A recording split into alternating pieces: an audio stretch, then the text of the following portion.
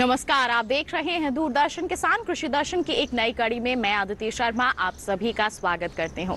आज के हमारे इस कार्यक्रम में सबसे पहले आपको बताएंगे मक्का की बुआई के बारे में, फिर आपकी मुलाकात करवाएंगे सफल किसान शिवम तिवारी से और फिर बात होगी किसान क्रेडिट कार्ड योजना की। तो फिर आइए आज के अंक की शुरुआत करते हैं। आइए कार्यक्रम की शुरुआत करते हैं और सबसे पहले आपको बता दें कि भारतीय कृषि अनुसंधान परिषद ने हाल ही में अपना 54वां स्थापना दिवस मनाया।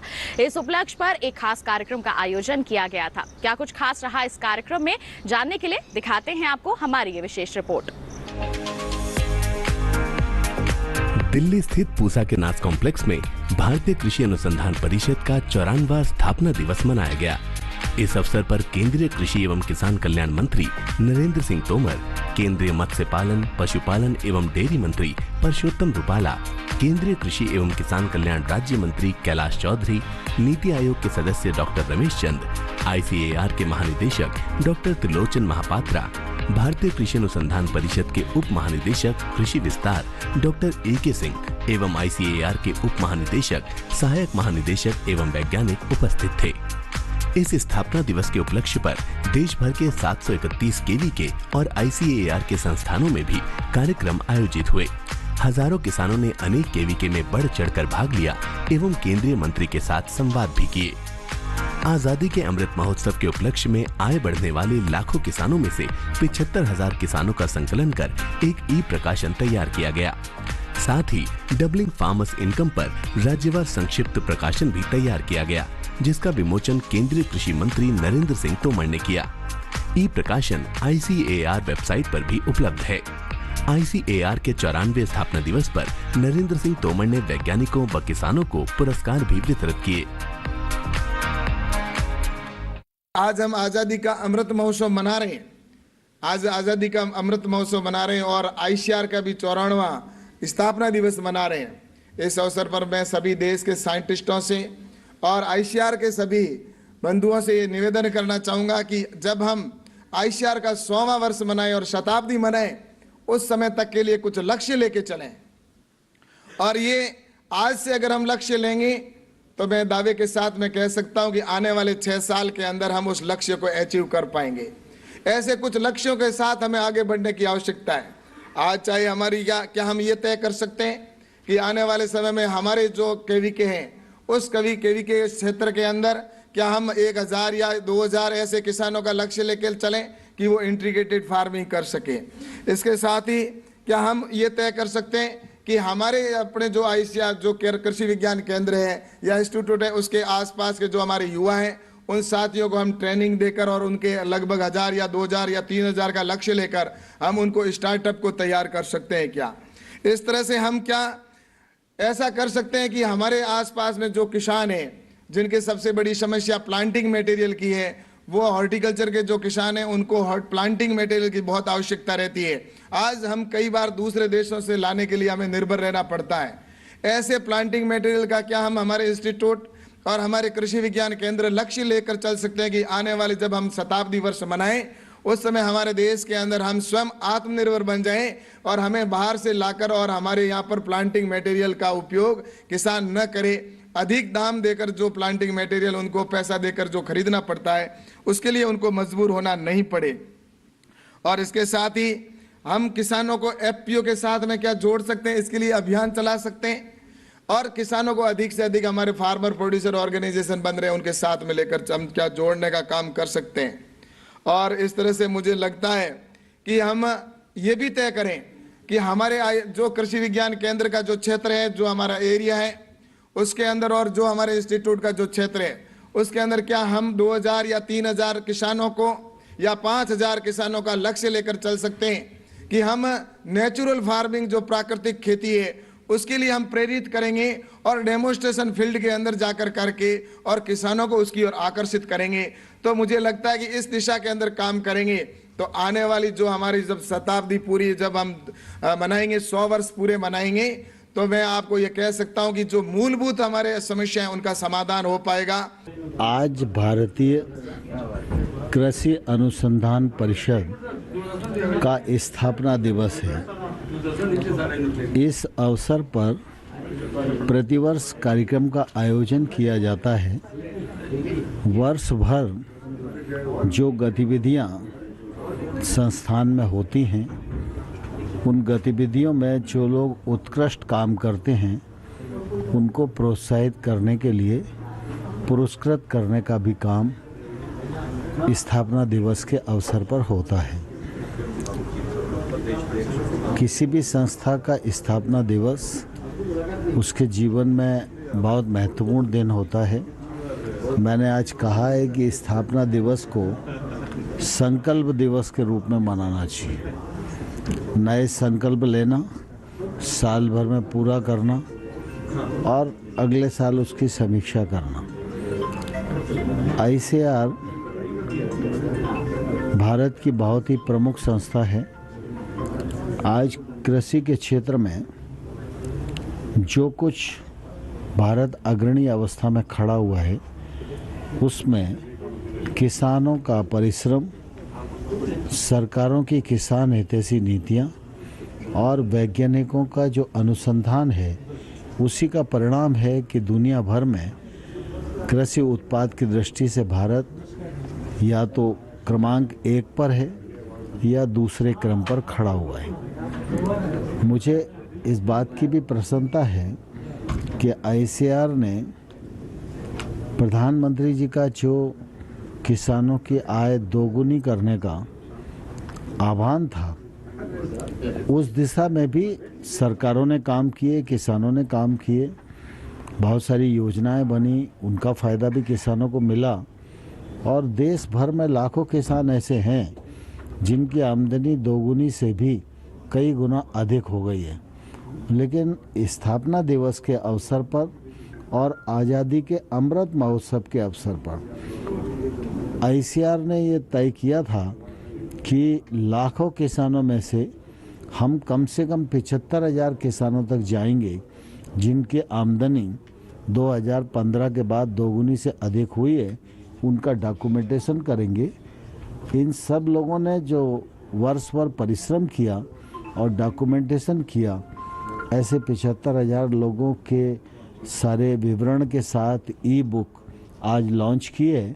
मैं उसके लिए ICAR को बहुत बधाई देना चाहता हूं और धन्यवाद भी देना चाहता हूं और इस अवसर पर देश भर के किसानों को ये आग्रह करना चाहता हूं कि हमारे वैज्ञानिक बहुत अच्छा अनुसंधान कर रहे हैं और वो अनुसंधान का फ़ायदा सभी किसान भाइयों और बहनों को उठाना चाहिए, अपना उत्पादन और उत्पादकता बढ़ाना चाहिए और कृषि के क्षेत्र में हमारा और योगदान बढ़े और उन्नत कृषि की ओर अग्रसर हों, हमारे GDP में भी खेती का योगदान बढ़े। इस दिशा में हम सब लोगों को प्रयत्न करना चाहिए। आज ICAR के इस संकल्प दिवस के अवसर पर मैं ICAR से जुड़े हुए हजारों वैज्ञानिक, कर्मचारियों, अधिकारियों और किसान भाइयों और बहनों को बहुत बहुत बधाई देता हूँ, बहुत बहुत शुभकामनाएं देता हूँ। आइए अब नजर डालें हमारे पहले सेगमेंट विज्ञान और किसान पर। मक्का की खेती हमारे देश में काफी अच्छे स्तर पर की जाती है और इसके कई तरह के उपयोग होते हैं। अनाज के तौर पर इसको उपयोग में लाया जाता है, पशुचारा के तौर में भी ये इस्तेमाल में लाई जाने वाली फसल है।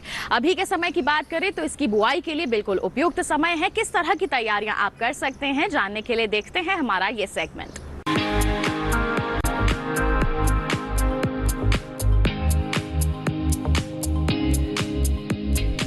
मक्का को रबी, खरीफ और बसंत तीनों मौसमों में उगाया जा सकता है। अभी खरीफ का मौसम है और इसकी बुआई बिल्कुल अंतिम चरण में है। बुआई के लिए खेत तैयार करते समय 12 से 15 सेंटीमीटर तक गहरी जुताई करें, जिससे मिट्टी की सतह के जीवांश और पत्तियां मिट्टी में मिल जाएं। इसके बाद हरी खाद या कंपोस्ट नीचे दबा दें।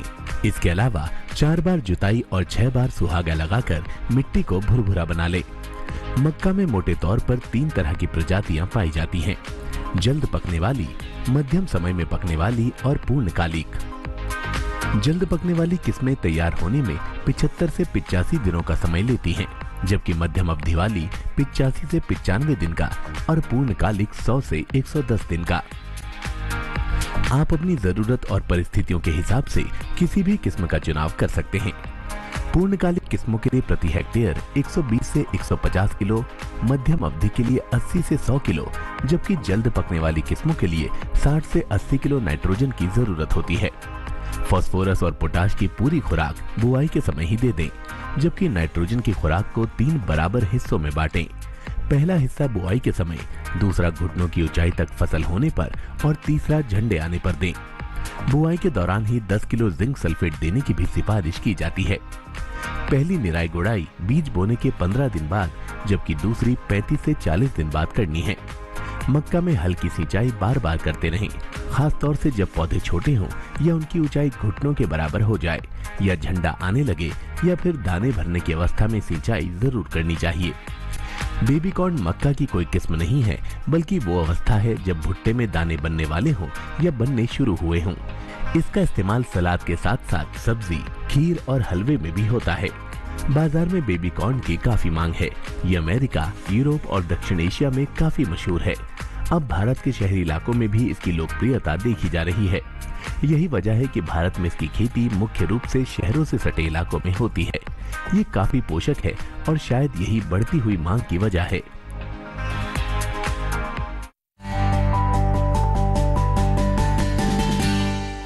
तो किसान भाइयों बहनों, अब कार्यक्रम में वक्त हो चला है एक छोटे से ब्रेक का। आप कहीं मत जाइए, देखते रहिए हमारा कार्यक्रम कृषि दर्शन और बने रहिए दूरदर्शन किसान पर।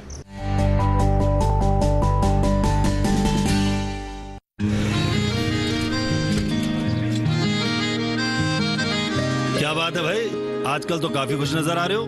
क्यों ना हो, अब मैं ऑर्गेनिक खेती जो कर रहा हूँ ये पूरा प्राकृतिक है, ऑर्गेनिक है। इसमें हमारे खेत, हमारी फसल और हमारी जेब सब फायदे में होते हैं और इसमें लागत भी कम है। जी हाँ, आप भी ऑर्गेनिक खाद का प्रयोग करें, अपनी फसल और मिट्टी को तंदुरुस्त बनाएं और आपकी आमदनी में इजाफा करें। अधिक जानकारी के लिए किसान call centre toll free number 1800-180-1551 पर कॉल करें और लॉग ऑन करें kisan.gov.in और farmer.gov.in। कृषि और किसान कल्याण मंत्रालय द्वारा किसान हित में जारी।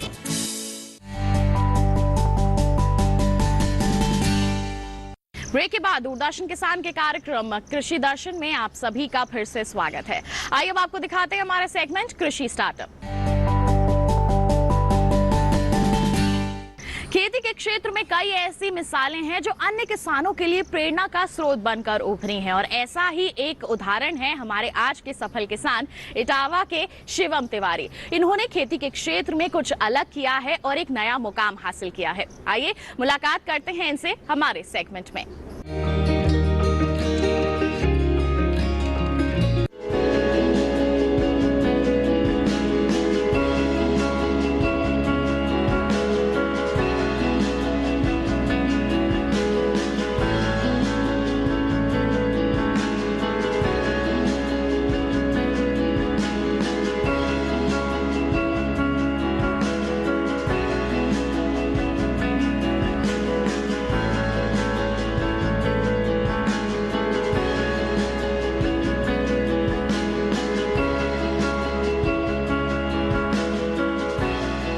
आइए आपको मिलवाते हैं एक ऐसे किसान से जिनको देखकर लगता ही नहीं कि वो किसान है। हमारे साथ शिवम तिवारी इटावा से है, जिन्होंने बीटेक की पढ़ाई शुरू की और उसके बाद खेती को अपना लिया। आइए जानते हैं कि वो क्या कारण थे कि उन्होंने खेती को अपनाया। शिवम जरा बताएं। सर, मेरा नाम शिवम तिवारी है, मैं इटावा से बिलोंग करता हूँ। तो मैं बीटेक मैंने 2015 में शुरू की थी, तो 2019 में कंप्लीट होने वाली। तो उससे पहले ही मैंने 1 साल पहले ही लैब स्टार्ट कर दी थी टिश्यू कल्चर, तो जिसकी मैंने ट्रेनिंग शिमला में ली थी, क्योंकि मुझे नौकरी की तरफ थोड़ा मेरा रुझान कम था और मैंने आज तक अभी तक कोई भी गवर्नमेंट या प्राइवेट उसमें अभी तक अप्लाई नहीं किया है नौकरी के लिए।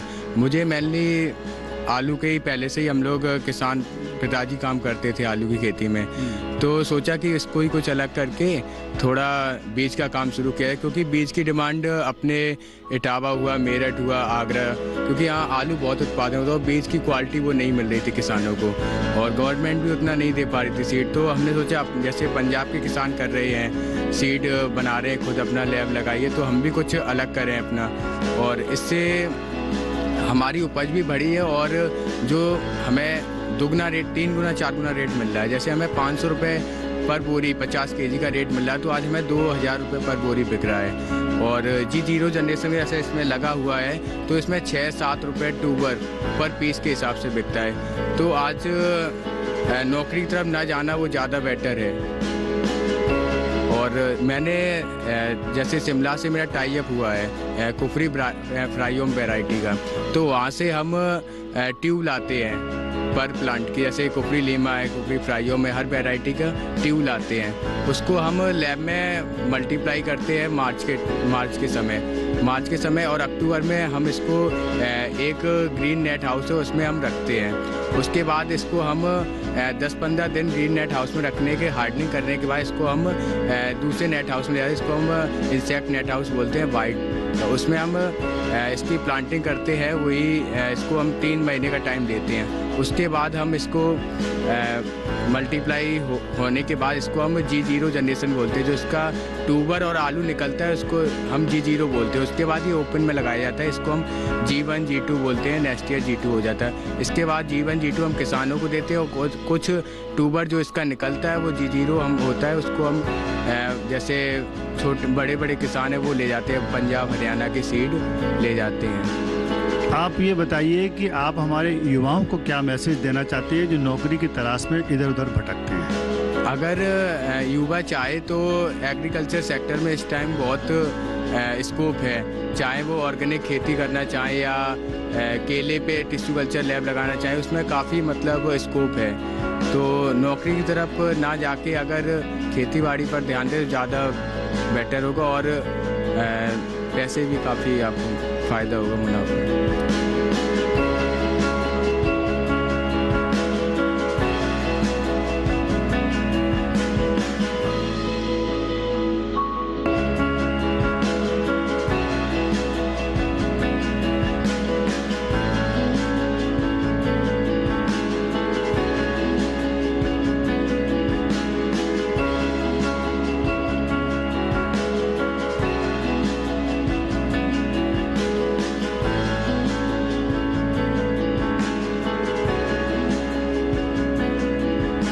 शिवम तिवारी जब उन्होंने देखा कि इनके यहाँ भी आलू की खेती होती थी यहाँ पे, और शिवम तिवारी बीटेक करने के बाद इन्होंने जॉब को प्रेफर ना करके इन्होंने सोचा कि हम क्यों ना हम आलू की खेती यहाँ करें।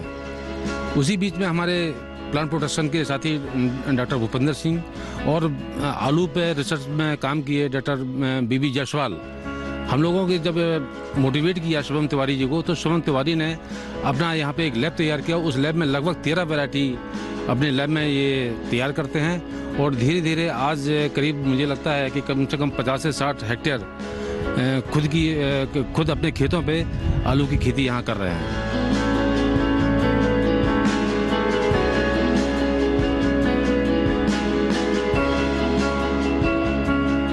टिश्यू कल्चर लैब इन्होंने जो इस्टेब्लिश की है, ये जिसको हम लोग ऊतक संवर्धन प्रयोगशाला भी कहते हैं, इसमें जब ये आलू का उत्पादन करते हैं तो एक प्लांट से लगभग 1 लाख तक पौधे ये तैयार कर लेते हैं।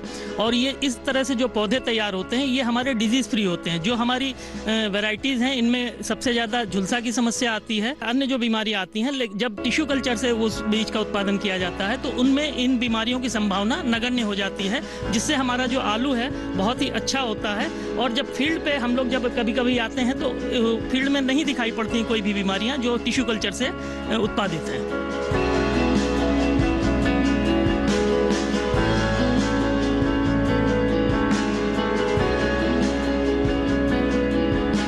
शिवम तिवारी का जो काम है ये मेन है बीज उत्पादन।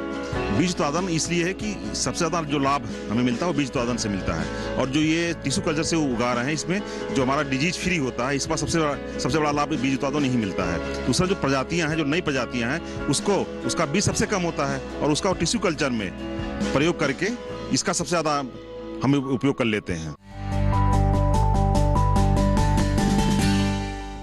इसी के साथ बता दें कार्यक्रम में वक्त हो चला है एक और छोटे से ब्रेक का। आप कहीं मत जाइए, जल्द ही हाजिर होंगे। बने रहिए दूरदर्शन किसान पर, देखते रहिए कार्यक्रम कृषि दर्शन।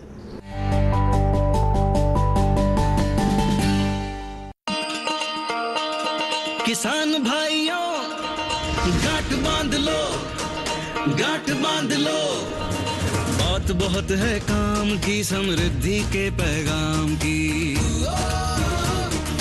मिट्टी के मिजाज को समझो, मिट्टी के हर राज को समझो, मिट्टी की तुम जांच कराओ, मुफ्त सॉइल हेल्थ कार्ड ले जाओ। कभी मुनासिब बीज लगाओ, सही किस्म की खाद ले आओ, जितनी जरूरी उतनी डालो, सही मात्रा खुद पहचानो, इसको अपना मंत्र बना लो, मिट्टी की सेहत को जानो।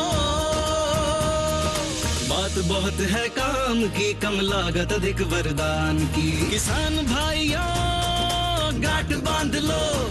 आज ही मिट्टी की जांच कराएं, राज्य सरकार के कृषि अधिकारी से संपर्क करें और मुफ्त में सॉइल हेल्थ कार्ड पाएं। कृषि और किसान कल्याण मंत्रालय द्वारा किसान हित में जारी। ब्रेक के बाद दूरदर्शन किसान के कार्यक्रम कृषि दर्शन में आप सभी का फिर से स्वागत। आइए अब आपको दिखाते हैं हमारा सेगमेंट फार्मिंग इंडिया। हमारी सरकार द्वारा कई ऐसे कदम उठाए गए हैं जो हमारे किसानों के लिए काफी लाभकारी साबित हो रहे हैं, उन्हें आर्थिक रूप से मजबूती प्रदान कर रहे हैं। और एक ऐसा ही कदम है किसान क्रेडिट कार्ड योजना। काफी किसान इससे लाभ ले रहे हैं, लेकिन अगर आप इससे अभी तक जुड़े नहीं हैं तो किस तरह से आप जुड़ सकते हैं, कैसे आपके लिए फायदेमंद साबित हो सकता है, आइए आपको दिखाते हैं।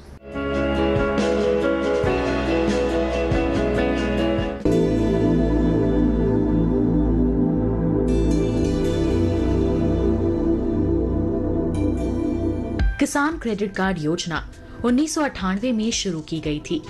इसका उद्देश्य किसानों को कृषि गतिविधियों के लिए बिना किसी बाधा के समय पर ऋण उपलब्ध कराना था। भारत सरकार किसान क्रेडिट कार्ड के तहत किसानों को ब्याज पर 2% की आर्थिक सहायता देती है और समय पर ऋण चुकाने वाले किसानों को 3% की प्रोत्साहन छूट देती है। इस तरह केसीसी पर सालाना ब्याज दर 4% आता है। सभी योग्य किसानों को उनके कृषि कार्यों के लिए आसानी से और समय पर कृषि ऋण प्रदान किए जाएं, ये सुनिश्चित करने के लिए सरकार ने किसान क्रेडिट कार्ड योजना शुरू की। इसका उद्देश्य किसानों को कृषि के लिए उत्पादक सामग्रियों जैसे बीज, उर्वरक और कीटनाशक आदि खरीदने के लिए सक्षम बनाना है। सरकार ने किसानों के हित में बड़े कदम उठाते हुए 2019 में केसीसी में ब्याज दर में आर्थिक सहायता का प्रावधान शामिल करते हुए इसका लाभ डेयरी उद्योग समेत पशुपालकों और मछली पालकों को भी देने की व्यवस्था सुनिश्चित की है। किसान क्रेडिट कार्ड के दायरे में किसानों को लाने के लिए फरवरी 2020 से एक विशेष अभियान चलाया जा रहा है। वर्ष 2012 से केसीसी योजना को और सरल बनाया गया है।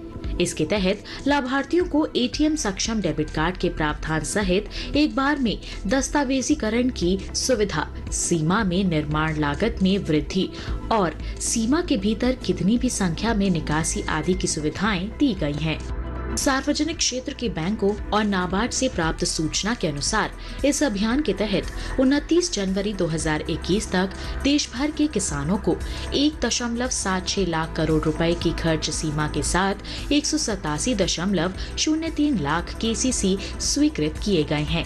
किसान क्रेडिट कार्ड की वजह से किसान अपनी फसल का बीमा भी करवा सकते हैं, जिस किसी भी कारण से अपनी फसल नष्ट होने पर उनको मुआवजा भी दिया जाता है, जैसे बाढ़ की स्थिति में फसल का डूब के नष्ट हो जाना या सूखा पड़ने पर फसल का जल जाना आदि सुविधाओं में यह किसान क्रेडिट कार्ड बहुत ही ज्यादा काम आता है।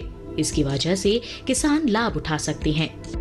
सस्ती ब्याज दर पर लोन उपलब्ध कराने के इस अभियान से न सिर्फ किसानों की आय में बढ़ोतरी होगी, बल्कि इससे ग्रामीण अर्थव्यवस्था को मजबूती मिलेगी और कृषि तथा इससे जुड़े क्षेत्रों में उत्पादन बढ़ेगा। साथ ही हमारे देश के लिए खाद्य सुरक्षा सुनिश्चित करने की दिशा में भी इस मुहिम की विशेष भूमिका होगी।